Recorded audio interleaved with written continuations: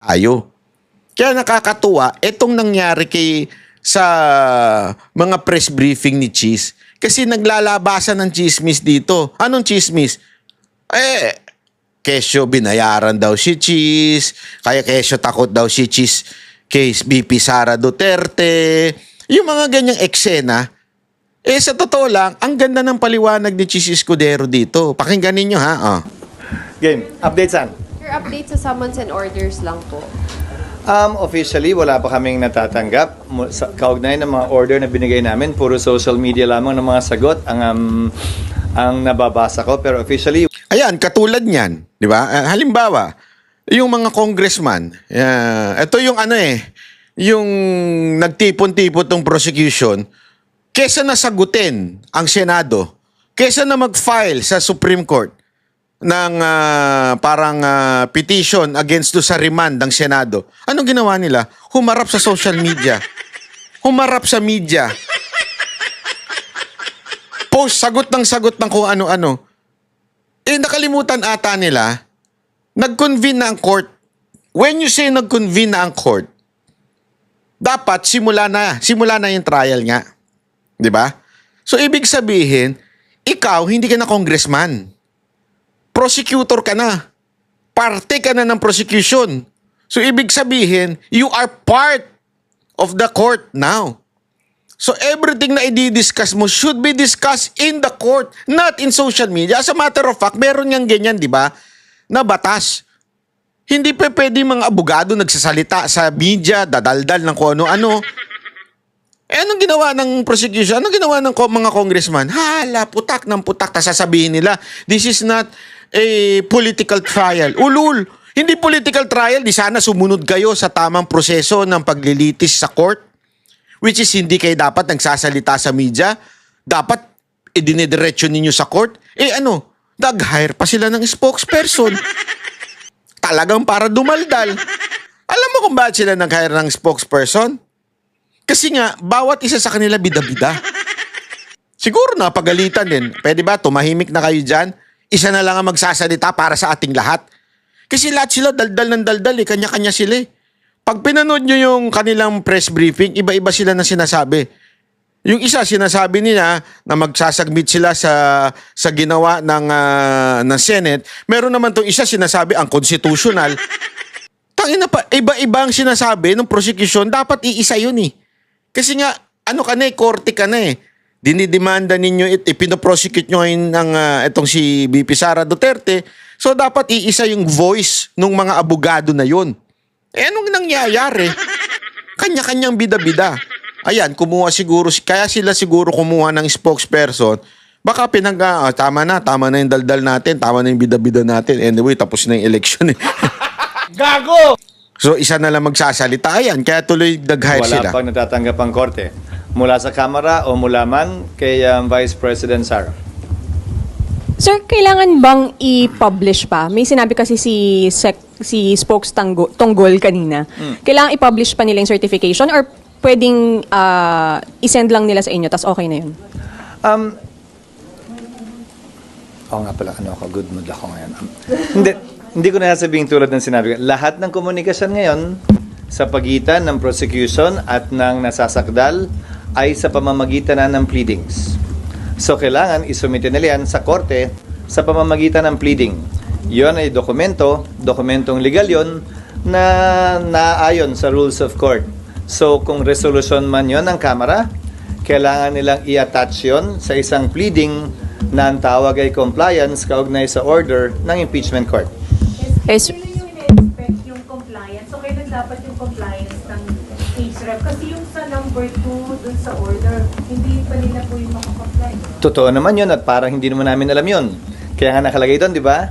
Compliance kaugnay sa pagsunod sa 1-year ban. Yan ay kailangan isumite ng 19th Congress.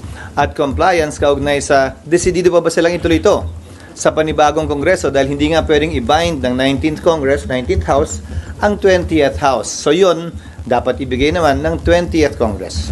Klaro at maliwanag yun.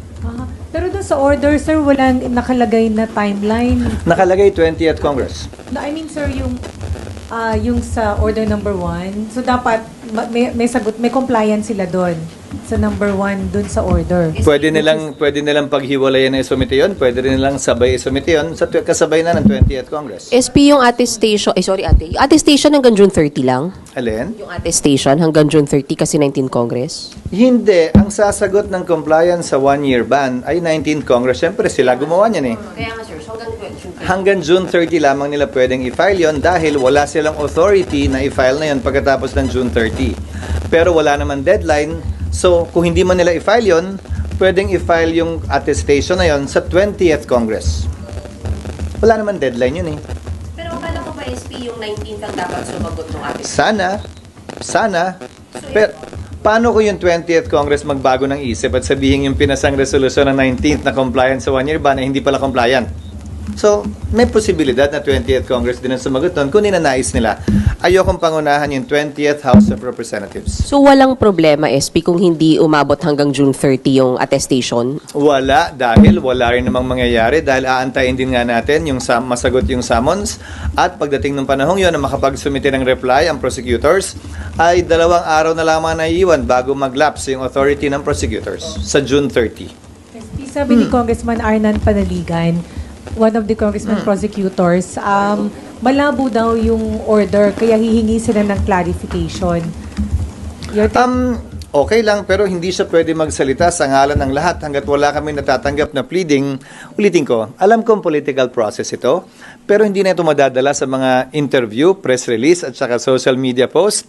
Kung ano man ang ninanais ng Kamara, dapat sila ay magsalita in one voice, in unison, sa pamamagitan ng isang pleading na isasubmit sa impeachment court. Hindi pwedeng pa isa-isa silang sasagot at magpapa-interview na lamang at yun yung sasagutin namin pa isa-isa din.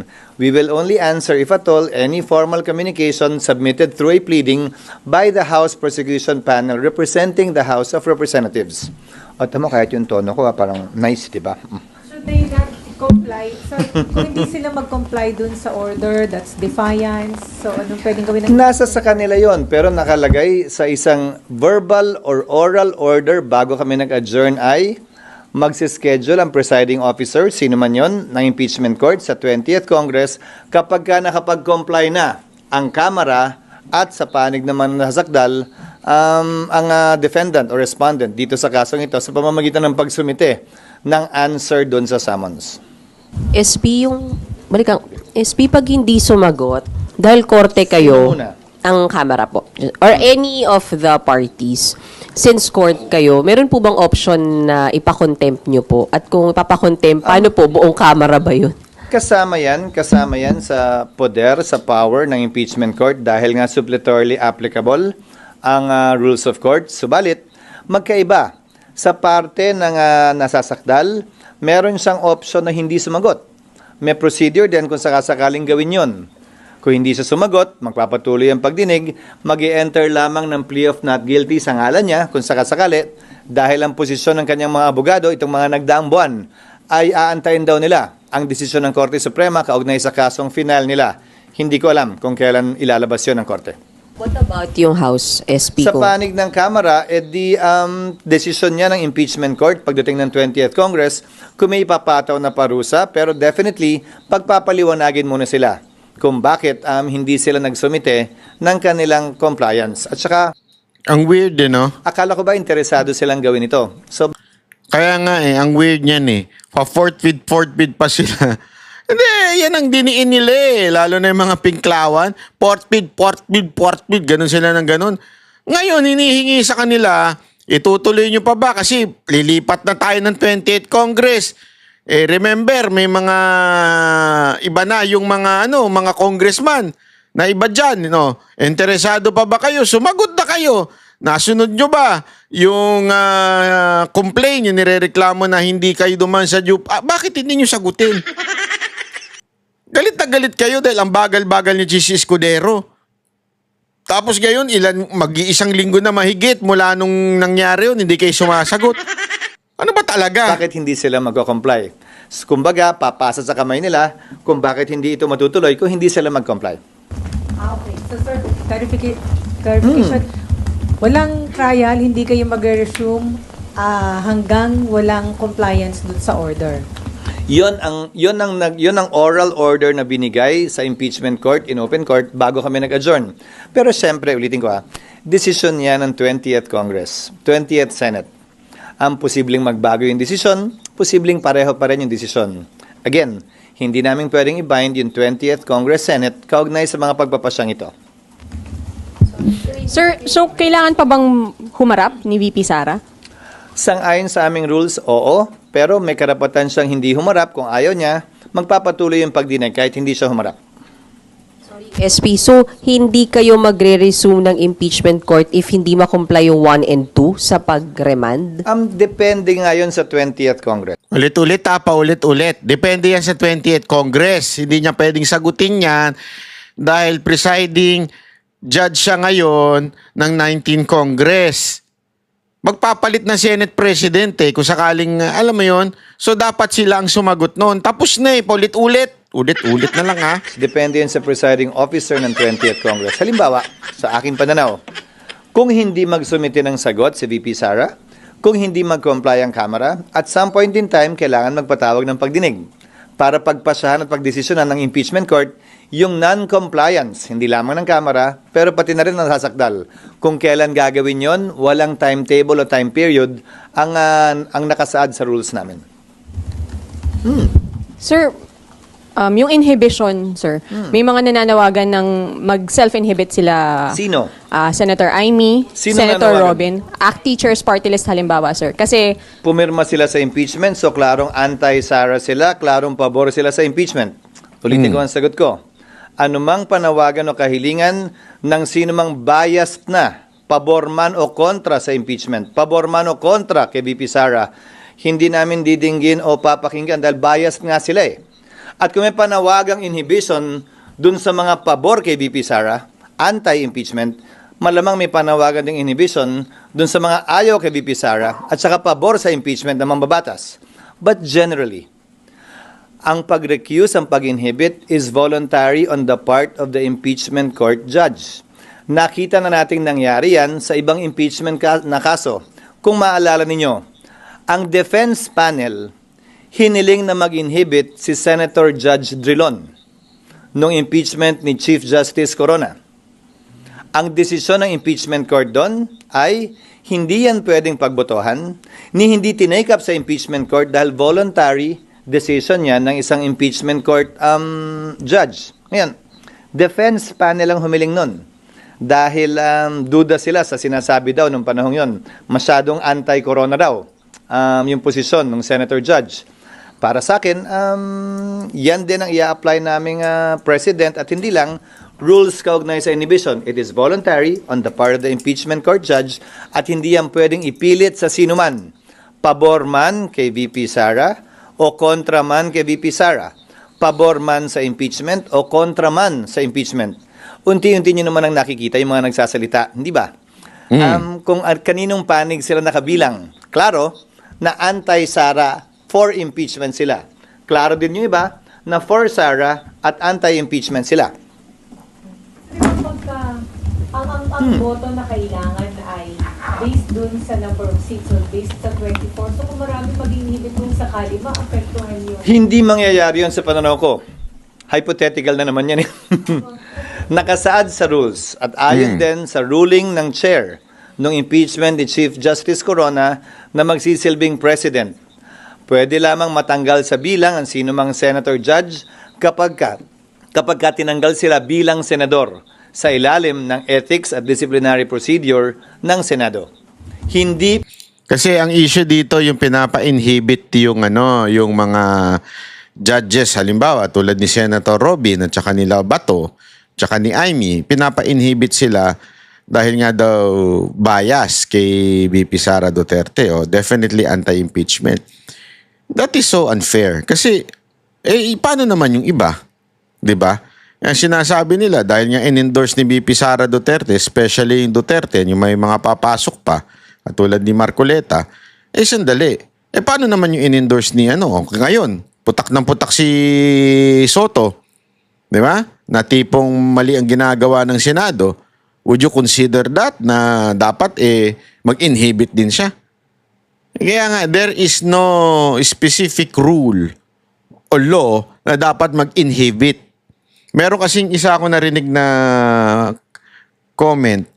Ay, si ano to? Si pangalan nito. Yung laging sablay na ini-interview ng TV5. Yung abogado nila doon. Yung in-house abogado nila na sablay. Pangalan nun. Nakalimutan ko na yung pangalan nung walang yang yun eh. Sinabi niya, kasi daw sa court, nag-i-inhibit ang judge. Kunwari, merong nakitang bias, which is, mag-i-inhibit lang ang judge pag siya mismo nagdesisyon mag-inhibit. Nagigets nyo? You know why? Sabi ko nga sa inyo, dahil nga sa dami ng nadadanasan kong hearing patungkol sa mga ganyan, meron kami mga pina-inhibit na judge eh. Dahil nakitaan namin ng koneksyon doon sa nag-aakusa. Oh. Pero again, it is sa kanilang sa kanilang kagustuhan o kanilang will. Hindi mo pwedeng i-insist na mag-inhibit yung particular na judge na yon. Okay?